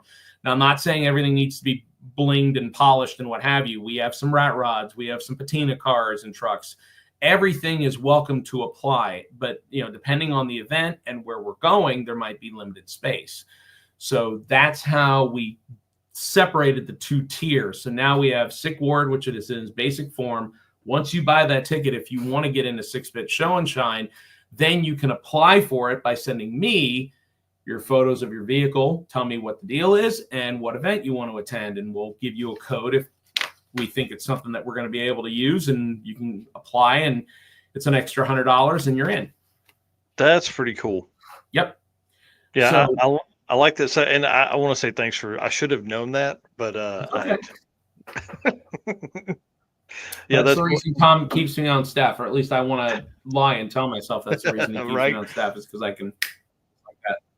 Well, and so, and then what we did also was for our 2 standalone events that we're doing, we added them. Go ahead. What's that? No, I'll just say go ahead. So for our 2 standalone events, for Sick at the Rock and Sick on the Green, we did the same thing. We put together a smaller show and shine inside the event venue. Now, it was a last-minute addition for Sick at the Rock, so we only got, I want to say, a couple dozen people. Plus, again, the forecast was kind of Bowling Green, I think we'll probably see a little bit more. Yeah, I mean, I would think so, especially in that part of the country. It's end of May. Weather's going to be much more predictable than it is in April. And again, anytime you can bring in more people, show them how cool it is, then they interact, because that's one thing Eric and I talk about, again, all the time. It's hard, like at an NHRA event or some huge drag race, it's hard to go up to a drag racer and talk about their car.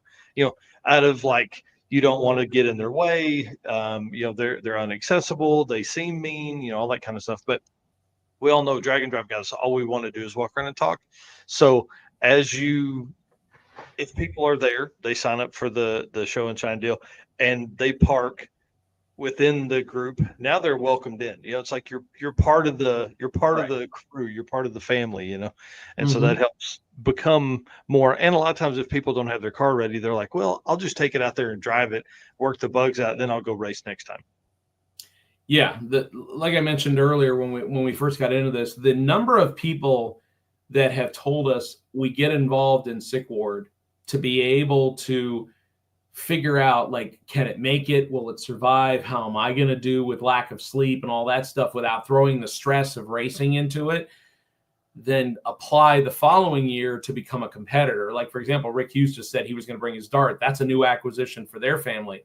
So with Letitia's car, by next year, they may have that thing sorted enough to where, like, say, for example, if Letitia decides to come out and do it with a co-pilot, that Rick could come out and bring his car so both of them can enjoy it. That's awesome. So Chuck, you're saying that's probably one of my favorite things when spectators come and talk to me about my car in the pits. Dude, I don't know how somebody wouldn't talk to him about that car. So assume he's out the fender, dude. So the interesting thing that I brought up earlier, but I didn't touch on this. So one of the things that we did do is we did most consistent, meaning between your 2 runs, let's see how far off you vary. Mm-hmm. So again, we figured when we threw that out there that was probably going to go to somebody who was slower, like somebody who had a car that had been more ironed out, what have you. Yeah. Little did I know that when I started looking at the results with Tanya Turk, that I was like, okay, number 3 is like 0.003 of a second away from 2 runs. It's like, that's insane. And then Chuck Stefanski was the best. He went 4:55 twice, and it was not 4:55. And then 2 more runs later, it was 4:55. It was 4:57, 4:55, 4:55. And I'm like, you've got to be kidding me, because his was 0.002 with a 0. The guy behind him was 0.002 with a 2. Oh my gosh, That's dude. wild. Which is why he 10,000s. That's crazy. Right, which is why he basically said, I won quickest 4-door, I won quickest supercharged, I'm taking my awards, I'm packing my crap and leaving. Because they basically went down the list in order. So he was packed up and gone when I called him, and he goes, did I leave something? And I'm like, well, if you want me to take your check, I'll take your check. And he's like, what did I win? And so I told him, and he's like, I could have sworn I figured somebody would get inside 2,000. So again, it's cool to be able to see that. Plus, Chuck I wouldn't think that somebody would be plucking away on that car as much as he has since he debuted it. I mean, that car's been through 2 rewires, a whole bunch of weight loss, a bunch of different changes. It's gone to a different ECU, I believe now. He's done a whole bunch of crap. So, but it's good to see that happen. Oh yeah, for sure. All right, man. Let's run this thing for about another 9 minutes here. Let's move to 6 Summer stuff. Okay. So 6 Summer, we talk about the fact that is a staple event. So just to give people a little bit of an idea of how far SICK has advanced since we started. When Tom first hired me in 2022, we had 1 drag and drive. That was it. He now has 6 events this year. Now, granted, 4 of them are drag and drives and 2 are standalone events, Sick at the Rock and Sick on the Green. But the fact that we're doing 4 drag and drive events in 1 year is like, okay. Crazy. Yeah, that's awesome. Yeah, no, don't get me wrong. I mean, you've been at a couple of them that we've done that are one-offs. You know, we've talked about how great Mocan is and some of the places that we went on Route 66. The great thing about Sick Week and Sick Summer is there are established racetracks. These are the people that want to constantly keep coming. They work really well. There's a lot of great attractions and checkpoints that we can use, a lot of great routes. But Tom and Luke keep changing things up. They want to be able to show people different areas. So this year, the route will once again be a little different than it was for the previous 2 years, even though Byron Dragway is our host racetrack for the second time. So Byron Dragway, by the way, is doing a bunch of renovations. They're adding in a whole bunch of new light poles. They're adding additional lighting in the facility. They're redoing some of the pavement. Veronica has been giving me some updates. I know that they said between it being too cold and a lot of rain that they've been kind of slowed down on it a little bit, but it'll be interesting to see how the new developments change. But that's a cool racetrack nonetheless, obviously. Yeah. So we start there, and then in an interesting turn of events, we're going to go to Great Lakes Dragway. So we're going to go out of Illinois, where we have 2 racetracks, and we're going to go to a completely different state. We're going to go to Wisconsin. So it'll be interesting to see how the crowd does for a Tuesday, because the first year we were there on a Wednesday. Oh, Great Lakes, those people are going to be, it's going to be packed. Yeah. Yeah. They don't care. Insane. Yeah, those people call in sick that day for sure. Yes. And they do an amazing job with that racetrack, considering what it looks like when you pull in the gate, because I think that for a lot of people, if they're used to, say, a track with a lot of pavement, and I'm not judging, but if you pull into Great Lakes, you go, okay.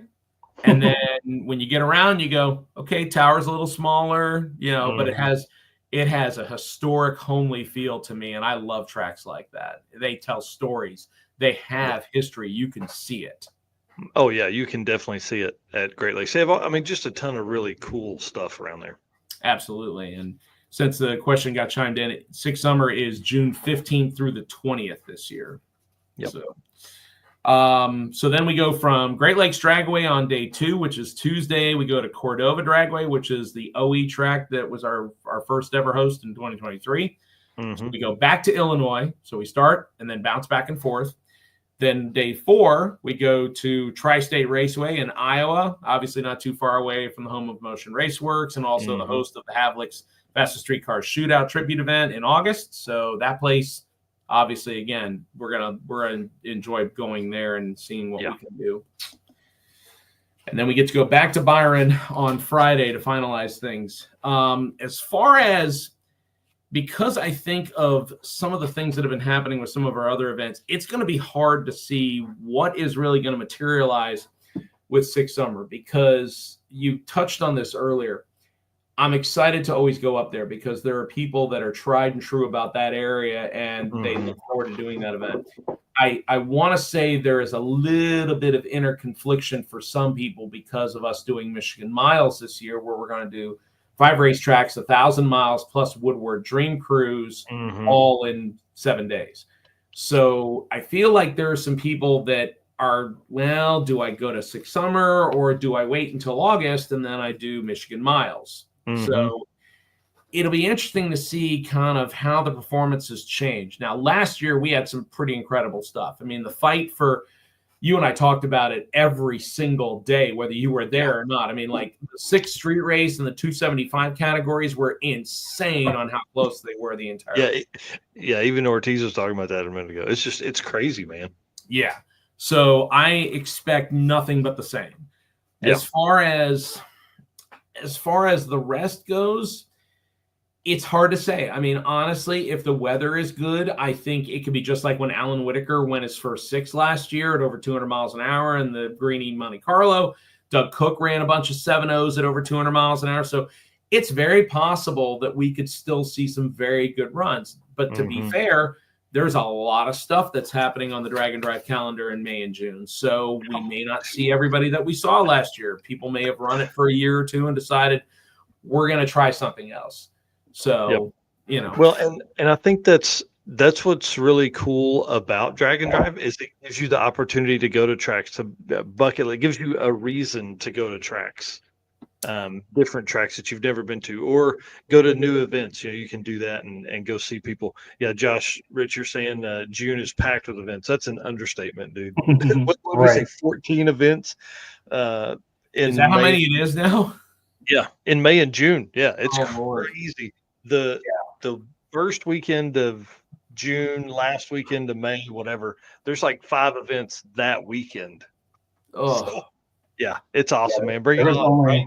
Yeah, there was only like 4 days the whole month of June that didn't have an event going on. That's crazy. And are you? Yes, I'd be happy just to be running for the week, man. That's one reason. So the plan, Eric, tell us your plan, and then I'm going to kind of tell my plan, hopefully. Yep. Right. So my dad is going to accompany me to Six Summer this year. It will be his first time doing a full event. We live near Byron, so Byron is our hometown track, and he has not been to any of the other tracks on Six Summer. So this will be his first time doing a full event, and he's going to see, new track. So it's going to be exciting. Hell yeah. I love it. Really That's awesome. Right. So the cool thing is, like, that'll give Eric somebody to drive while Eric shoots out the window rollers and gets that content. And I think it'll be fun for him and his dad to do that and hang out and spend the week together. And I'm hoping, if I can make it work, I'm hoping that I can come up for at least day 0 and day 1. With you guys going to Wisconsin, I would probably go ahead and head out, after racing's done on day 1, and head back towards the house. But man, there's just too much going on to not come up. I think it's going to be a blast. I think the folks that come out, there's going to be a ton of new folks. I would imagine, obviously, we don't get the list of racers ahead of time, and it wouldn't matter if you got it anyways, because 20% don't show up day of anyways.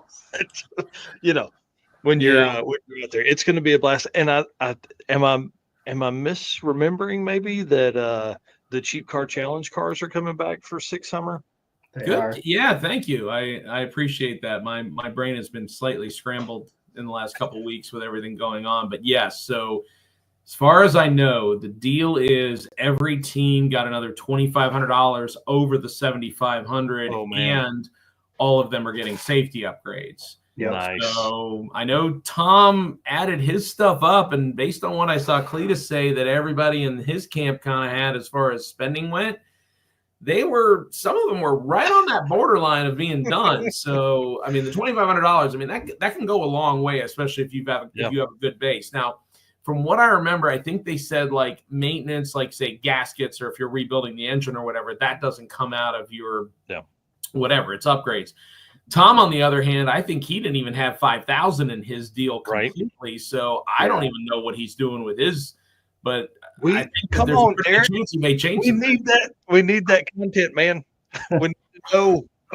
This is the bad part about being in Florida. Well, the good/bad thing. The good thing about being in Florida is that I get to race year round. The bad part is I don't know what Tom Bailey is doing except for when I'm on a conference call with him 1 or 2 times a week. Right. Yeah. Well, and y'all aren't talking about, what's the current 3rd gen. Yeah. Tom has way more irons in the fire now than when I met him back in 2022. I mean, the fact that one of the giveaway cars came out of his personal stash that he had for over 2 decades kind of gives me an indication of, on one hand, it's great. He wants somebody else to make memories with it and use it instead of it just collecting dust. But the other part of that is it makes me go, okay, how much stuff does he have occupying his time to be able to put together for content as well as racing? He had 3 different cars that he was racing at Rockingham. Yeah. I see Jeremy Ortiz here talking.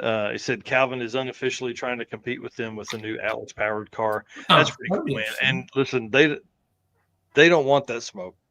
Calvin Nelson and them will absolutely lay it down on the budget. Yeah, give them $10,000, they're going to be in trouble. Yeah, I was going to say, considering the Calvin's car when he brought it out this year ran in the 9s, I was going to say that should be pretty interesting if he did decide to get into it. The whole thing is that if we get more and more people that want to do that, then that brings the whole conversation eventually to the point of, do we have a class for that, and how do we police it, and what happens with the inevitable what have you. So I'll leave that. And it's like Eric and I talked about earlier with the RV challenge. It's also time based. Like if you have 6 months to put a car together, it's not the same as on Thursday before the event having to make a decision to pull the trigger on the $5,500 car, or like Tom on the $4,500 car. If he had 6 months to shop, he could have found a car. Right. Yeah, you don't get to upgrade. Yeah, he changed lanes on a Tuesday of sick week and bought a car and was there day 3. He got on Marketplace then and found one. So I think that's part of the challenge too. You need to kind of keep it in that same realm. But anyways, I don't think you can upgrade until after you make your first pass. Dude, that would be a fun challenge. How fun would that be? That would be the case of where I think it would be similar to like what Mike Finnegan did, where let's have 2 passengers instead of just 1. And I hate to say it, but I think the reason for that is just so they can all kind of prop each other up when they aren't sleeping throughout the week. But luckily, he managed to not only skate through sick week relatively unfazed, but he made it through Sick at the Rock too. And he told me, he goes, the car's working really great. I came out with a story about that actually today because of all 5 of his episodes dropping from sick week. He said, I've got 2 cars that I should be working on, his Cadillac and his Lexus. Both of them are going to be drag and drive cars. And he says, I can't put Blasphemy in the corner. He says, it's working. We've got the clutch figured out. It went 860, which is like the best pass he's made in that car in, I think, 6 years. So he wants to keep running it where he can. So I think we're trying to beat him into coming to Sick on the Green as well, just because, again, it's the kind of thing where it's close-ish house where you can do it. Yeah. All right, Derek, we got to bounce. So give us one more thing, and then we got to go. I mean, honestly, I would tell you that if you want to get involved in drag and drive, that again, even if you don't come to one of our events, which we would love to have you, just take a look at either the Drag Drive Repeat event calendar, or you can take a look at ours on sickthemagazine.com. As last I looked, I think we were up to 43 or 44 events this year, somewhere in that ballpark. Just get out there and at least try it. It's one of those things where I had never done anything other than pay attention to it on Hot Rod Drag Week when it was live streamed. In the last 3 years, it has enveloped me on the fact that it is something where you will meet some of the greatest people and make some of the greatest memories. And I'm not saying that because I work for Tom. I'm being genuine when I say that. So we appreciate all that you and Eric do, obviously, Mike. So thanks so much for having me on tonight. I appreciate it.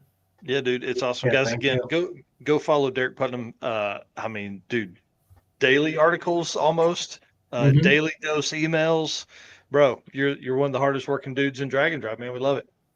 I appreciate it, boys. Hope you have a good rest of your night, and I'm sure we'll see each other sooner than later. Look forward to it.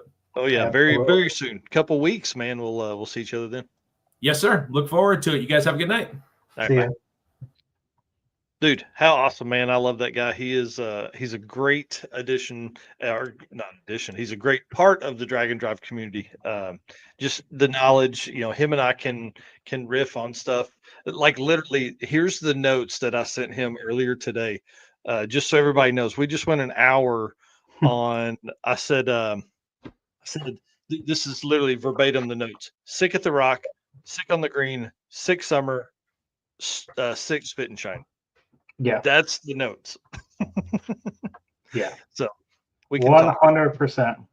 It's all awesome. great information, Yeah, he's super smart, and as involved as anybody is in the Drag and Drive community, and that's what it takes for the whole system to grow. Is guys like Derek, guys like Adam, who I think is probably still on live with Travis Dieter over there on Adam's podcast, Adam Dory, That's Cool Drink. So they're live. So if you're watching both, tell us, let us know in the comments. I love it. So yeah, man, think about what is going to be in 10 years. This is going to be crazy. And, there's a lot of guys that are running at the front. I see Chris Marion here making comments as well. Yeah. Again, thanks to Molly Motorsports for their support. They've been on since the early days of Drag Drive Repeat. Love those guys. The whole team at Molly is awesome. And they are going to be at the circuit with a booth. So I'm pumped about having them on site, and you guys can get conversations about all of the pistons and rings and wrist pins and all the stuff that they do for 1,200 builds, 1,200 different styles of stuff that they said in the ad read there. All right, well, cool. Let's move on, man. All right. Let's see where we're up next. We did each word. All right. Yeah, here you go. Lead us into the race repeat stuff. All right. Everybody in here making comments, you guys know you are our race car friends. So we appreciate all of you guys. I'm telling you that cheap car challenge has got my brain spinning. You can't upgrade the car until you make your first pass. You can't bring parts with you. You got to buy them along the route. Like, I don't know. My brain is going off on a tangent. But let's do it. I'm making that note now. But everybody in here watching, commenting, appreciate all of you guys. You guys keep us going, when we're making notes, when I'm editing photos late at night or making videos, seeing all the comments and everything is really awesome. And of course, our sponsors, again, can't do this without those guys. Summit Racing for letting me, again, I say it all the time, but this wouldn't be possible without Summit, having my pictures on the cover of the Summit catalog. It's incredible. So Summit Racing, Deechworks, Molly Motorsports, Driven Racing Oil, Howard's Cams, J-Wire Solutions, WAF Racing, Performa-Built Transmission, Car Change 3D, Power Tube TV, Sweet Patina, and Racing Junk. Again, appreciate each and every one of our sponsors. And the gentleman's agreement, we say it all the time. If you guys are enjoying this live stream, hit the like button, hit the subscribe button, follow whatever it is that you're watching or listening. Make sure you follow along. We're going to continue to bring you the best content we can, updates of events, coverage from events. In return, we just ask for you to share our stuff, like, comment, help us get to that 100,000 that we're so close to. So close. And then Power Tube TV, obviously, we talked a little bit about them with the pinks coming back. So again, that's going to be super awesome to see that. That's coming up June 13th and 14th at Rockingham. So if you want to go to Power Tube TV, PowerFest live, again, Rockingham, June 13th and 14th, or wait for it to come out. You can watch it on your Roku or your smart TV. Again, you can watch replays of our shows, plus a bunch of other podcasts and other car-related content. It really is the thing to watch if you don't know what to spend time watching. Jump onto PowerTube TV. There's a ton of stuff there. and WAF Racing. So we'll hit this commercial here, and then we'll keep rolling. Have you ever wished you could fit your toolbox in the palm of your hand, or really needed that extra set of hands while making a jet change at the track? At WAF Racing, we specialize in designing and manufacturing top-tier automotive tools that are made strong to withstand travel, yet lightweight not to slow you down. Tested in-house and at the track by the team at WAF Racing, every part is made by racers for racers. From compact toolkits, carburetor top hats, or spark plug storage containers, our tools are precision engineered and manufactured in the USA. Made of the strongest materials, every piece strikes the perfect balance of durability and dependability. Maybe you need something custom just for you. We do that too. You need WAF Racing in the passenger seat for your next drag racing event. Head over to wafracing.com today to take your racing experience to the next level. WAF Racing. Design, build, race. Man, I can't wait to hang out with Chris very, very soon. He's going to be coming to the circuit. I'm excited about that. And then we're going to be, Melissa and I'll be hanging out with him for Six Smokies. Yeah, and I said, I don't know, last week or whatever, with Dad putting together that 307, carbureted engine, I'm definitely going to have to lean on him for some carburetor knowledge, because that ain't my expertise, and two, got to get hooked up with some tools that he's printing and get those over to Dad so he can make adjustments on his car, or stack his carburetor, or a tool tray for the top of it. I was showing him all the stuff on there, and he's like, yeah, all of it. Yeah. Where do you need my money? WAFRacing.com. Yeah. Yeah. Chris Mary here. Say, what's up, fellas? Happy hump day. Only 54 days until day 0 of Six Summer. Yeah. All right. Let's get into it. Nick Scarju, man, I met this guy, Rocky Mountain Race Week 2021, or 2022. Awesome dude from Australia. They buy a truck over here, end up racing it. They swap the picture on the right is them swapping an engine in it the night before the event started in Texas, and then drove it up. I mean, like, talk about adventure. We talked about Cheap Car Challenge stuff. These guys lived it, man. It took him like 7 months or 18 months or something like that to even get approval. Yeah, it had to be 2022 then, because he couldn't even get approval to come to the US. He was afraid he wasn't going to be able to get back into Australia if he came over. So basically, he made a post yesterday, or April 21st, said, after last seeing the truck at Thunder Valley in Oklahoma back in 2022, the OBS Silverado that 2 Australians randomly purchased and then half-ass attempt at Race Week is finally down under. We'll see what the future holds.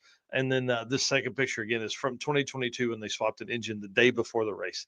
So it's really cool to have, this drag and drive truck that wasn't fast at all, but he lived it here, and then now he shipped it back home to Australia, so it'll live on over there. And like we said earlier, 7 events in Australia, dude. We're gonna have there.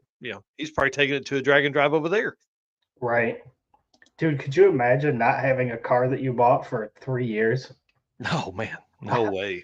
I wouldn't be able to do that. Nope.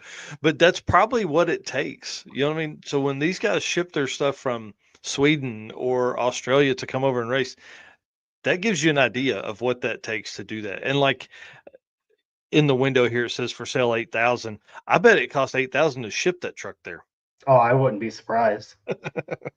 So yeah, absolutely wild. Yeah, pretty crazy. And then next up, we've got Dustin Cottle is upgrading turbo. So previous turbo setup went 870s. That's going to be pretty sweet. He's not leaving anything to chance with that race against Lance Walker at Circuit 2025. Obviously, we talk about it all the time. The first race at the circuit's always a big deal for us. That's how we kick off the event. We raise additional money for the charity with that first event. You'll see people betting on each other. And in the end of the day, all that money goes directly to charity. So it's going to be pretty sweet, but excited to see Dustin upgrading the turbos and see what he comes up with the new turbos. Yeah, this whole setup here, look at the difference in turbo sizing there. Right. So they were probably leaning on that other one pretty hard, and this new one, maybe he won't have to lean on it as hard. And again, this truck started at 850, so is that where he's going to take it? And then, is he going to upgrade the cage? Is he going to build a new truck? He's got another love. We've had him on the show a couple different times. This will be fun to watch it go down. Yeah, I mean, if he's already at 870s and you're upgrading turbos, I would imagine you're going to push towards the 850s. Yeah, and knowing him, he'll be so competitive in that class. It'll be wild to watch it. Yeah, for sure. All right.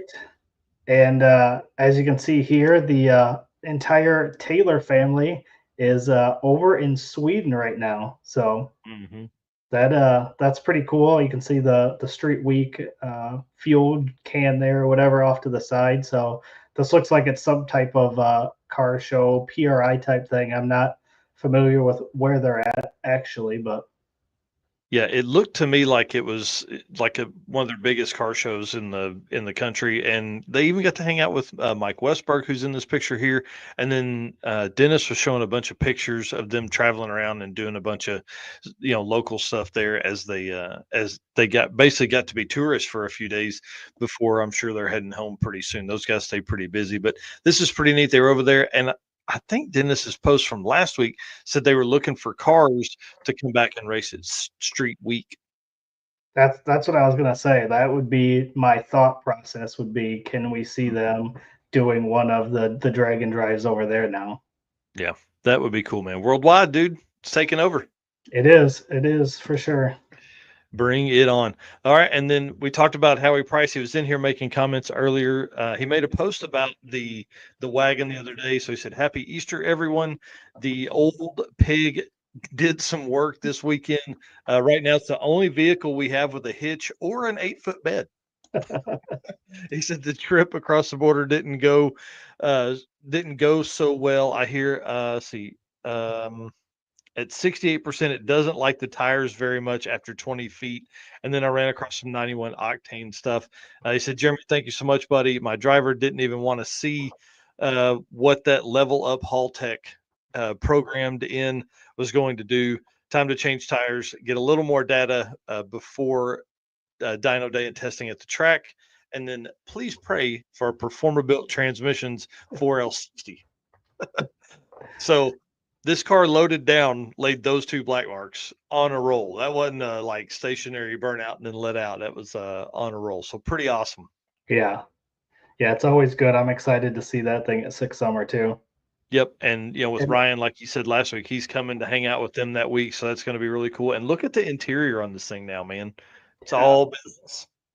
Yeah, I know they're not too far from me. I need to probably need to get a hold of them and do some kind of visit and go check out their place. Oh yeah, that'd be a ton of fun. They'd be awesome to hang out with. They're awesome to hang out with at the track, of course, during events.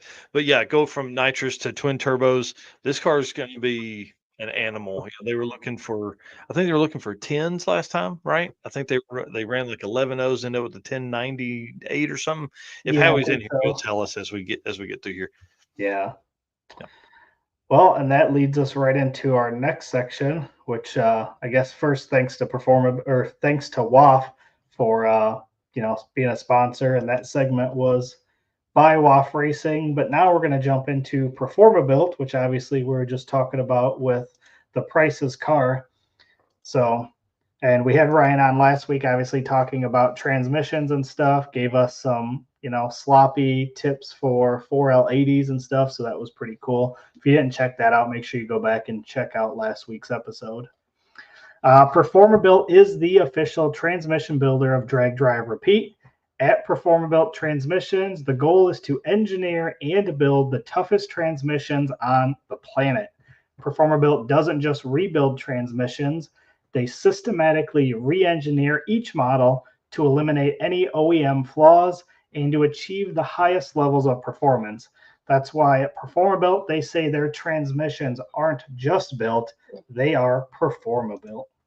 Oh, for sure. And speaking of transmissions, this one is not going to be an automatic. This next deal here, and I don't know how we missed this, and I may have seen it and just didn't catch it. But back in December, Blaine Stark posted, "Who's ready for the Coyote? Ready to get this thing backed up with a Liberty Gears transmission and a bunch of Motion Raceworks part." that didn't really like raise a red flag to me, right? Like Right. it's literally these two pictures. That doesn't tell me anything, right? It's the next thing that I'm surprised I missed, but it was a picture of the blue Mustang, which they raced at Rocky Mountain 2023, I think. They posted the picture of the blue Mustang with the Coyote in the engine bay, and then with the thing, Coyote motor plate mounted.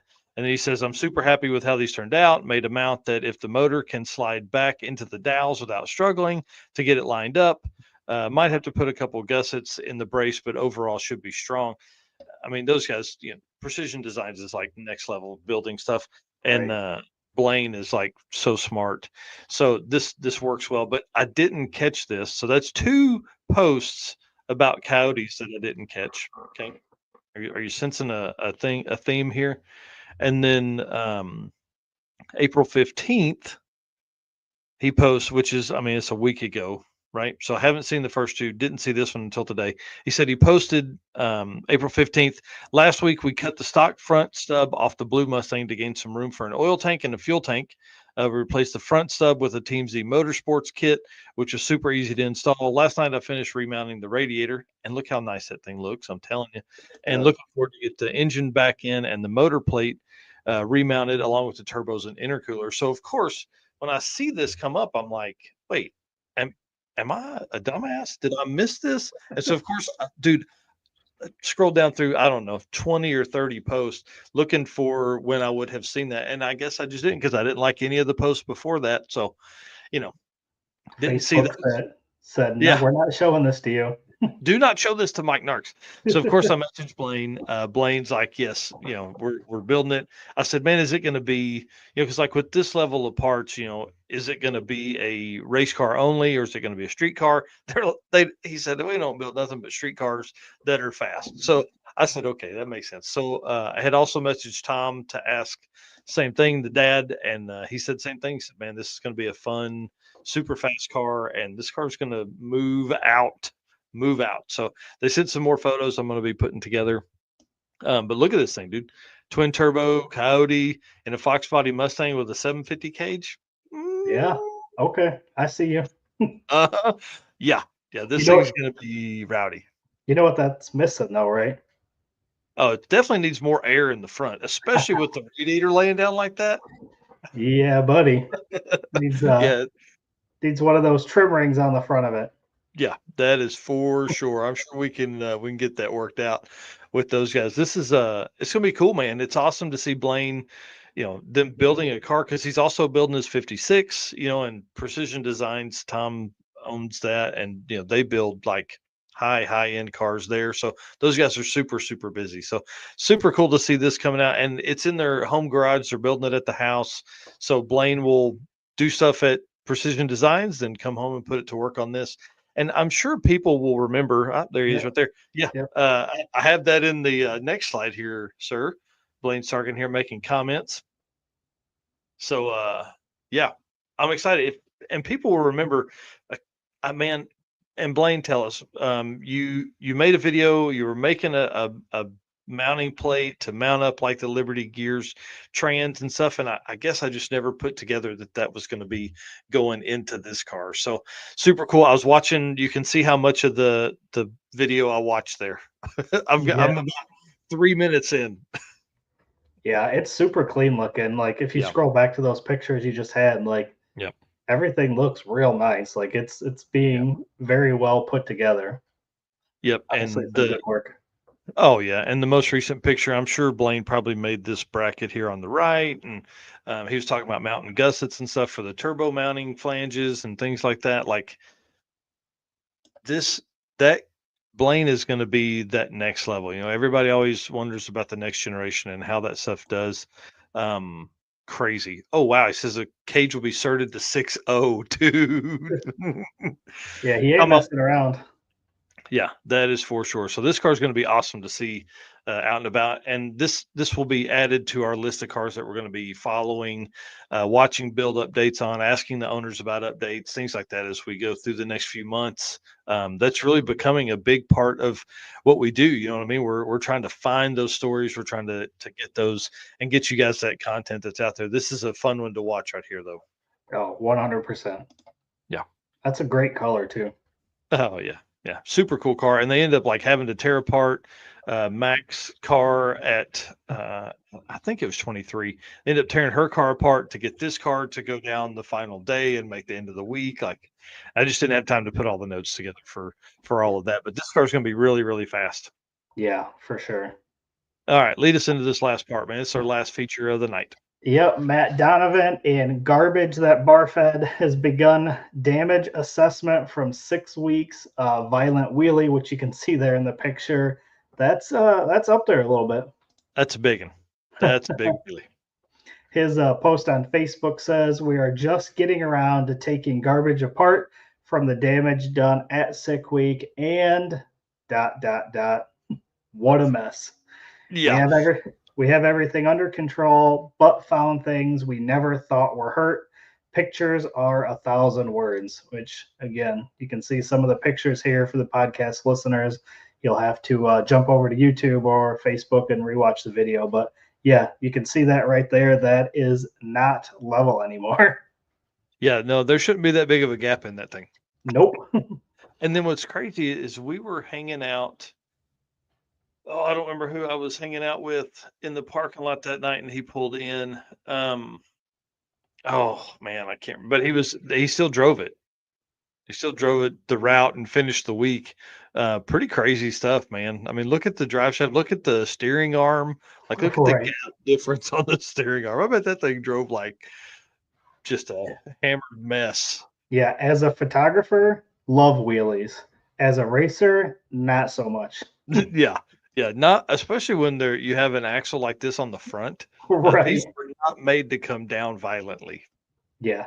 I don't know that my car will ever do a wheelie, but I have wheelie skis like to protect the oil pan just in case that were ever to happen. Yeah. Yeah, I'm sure it'll wheelie at some point. It is a Fox-bodied Mustang, so that it will get all the traction it needs. Yeah, to me that's insurance. Those were cheap parts to add to maybe save an oil pan or more. Yeah. Yeah, it's wild. See Johnny Allen in here making comments. All right, sir. Well, again, thanks to Performability, Ryan and the team. So Ryan and I actually had a conversation on Monday about him coming on once a month. So we're going to figure out which week consistently would work for him each month, like whether it be the first Wednesday, third Wednesday, whatever of the month. That way we can have him on, because having him on once every 3 or 4 or 6 months isn't enough. He has so much knowledge within the transmission stuff that it works. And of course, this last time he tells us how to keep a 4L80 alive up to like 1,000 horsepower for $500. Right. So kind of important, those kind of tips. He also has just a ton of knowledge on how to keep 4L60s alive, which would be great stuff for people. And of course, Howie Price and them run his level 5, black level 5 4L60 in this, 5,500 pound beast that now has twin turbos. And obviously we saw earlier, we'll do burnouts with full weight. So right. Can't wait to see this thing come out this year. Yep, and obviously he's rebuilt a transmission on the live stream. You and I have talked with him about, rebuilding a transmission in person or something. I've got a TH400 completely stock sitting around. Like, there's tons of stuff I think we could do with Ryan that would be super cool. Yep. Yeah, I agree completely. All right, sir, lead us out, man. All right. Once again, we had a great night tonight. Thank you for all the comments, everybody in here chatting, talking with Derek, talking, drag and drive with us. So you guys are our race car friends, and we can't do it without you. And we also can't do it without our sponsors. Again, Summit Racing Equipment, Deechworks, Molly Motorsports, Driven Racing Oil, Howard's Cam, J-Wire Solution, WAF Racing, Performabuilt Transmissions, Car Change 3D, Power Tube TV, Sweet Patina, and Racing Junk. Guys, if you guys are out looking for parts or anything like that, please check out these people first. Obviously, they're supporting us, and we want you to support them. All right. With that, we will see everybody on Saturday morning. Yep. See you guys. Sweet.